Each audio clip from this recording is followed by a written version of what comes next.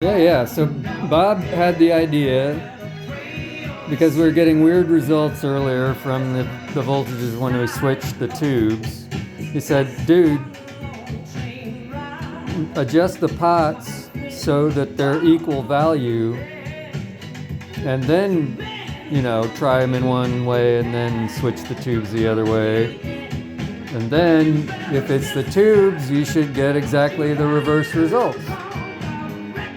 So I did that, and that's what happened. So Bob, problem solver. it's the Oh shit. tubes. That's a that, which What? used to be okay for us. Oh my God. You have to fuck that. Don't worry about it, Bob. Anyway, Fuck that. Take that part out. So I'm gonna recommend to Bob that he get a couple of new tubes from Pavane. These are Pavane that he's got in there now, but I'm gonna recommend you get some Pavane Horizons, EL84s, and get them direct from Pavane so he can get the 5% Lancaster Hi-Fi discount, and I can get the kickback. Do I get my fee for being the problem solver?